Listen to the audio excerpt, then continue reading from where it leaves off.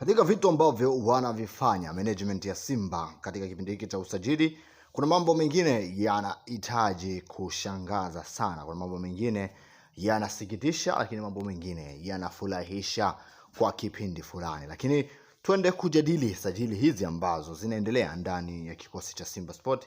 Licha ya kwamba tumekuwa na msimu mbaya, si kwamba tusajili wachezaji wengi katika kipindi hiki cha dirisha dogo. Sasa shabiki wa Simba, hii ndio channel yetu. Sasa kusubscribe na kuniambia kwenye comment shabiki Simba kutokea maeneo gani na yapi maoni yako kuhusiana na haya ambayo tunakwenda kuyazungumza.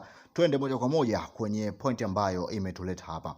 Simba Sport wamekwisha kamilisha usajili wa nyota wa kimataifa wa Uganda. Hapa namzungumzia bwana mdogo Haran Okello. Sasa anakuja kucheza namba ya 8. Okello kiuhalisia anacheza namba ambayo anacheza Elia Mpanzu, lakini pia anaweza kucheza pia eneo na kule ambapo walikuwa wanacheza kina Lada Kichasambi na wengine ambao wapo katika kikosi cha Simba kwa sasa. Sasa usajili wake unaleta nini ndani ya kikosi cha Simba Sport, ambapo vyombo vingi vinaripoti kwamba huenda Mutale Budo akampisha kwa sababu ni mchezaji wa kimataifa, ili kuweza kuachia nafasi mchezaji wa kimataifa kuendelea kufanya vizuri na kucheza katika kikosi cha Simba Sport. Sasa tunachojiuliza ni kwamba wamemsajili Okello kwa sababu ya hatuna wachezaji wa pembeni wazuri, au ni tumemsajili kwa sababu tunahitaji kutengeneza kikosi chetu, au kocha alikuwa anamhitaji? Na mambo mengi yanazungumzwa ndani ya Simba kwa sasa, lakini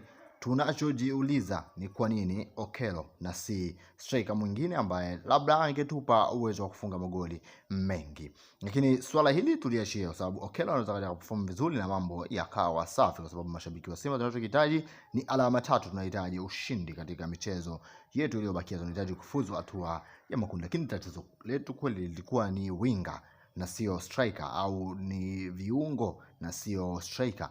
Kwa hiyo usisahau kusubscribe na comment hapo unashabikia Simba kutokea maeneo gani, na yapi maoni yako kuhusiana na sajili zinazoendelea ndani ya klabu ya Simba Sport. Licha ya kwamba kocha mkuu bado hajatangazwa wa Simba Sport, tunajiuliza ni lini atatangazwa na kwa nini sajili zinaendelea ndani ya kikosi cha Simba Sport. Usisahau kusubscribe. Asante sana.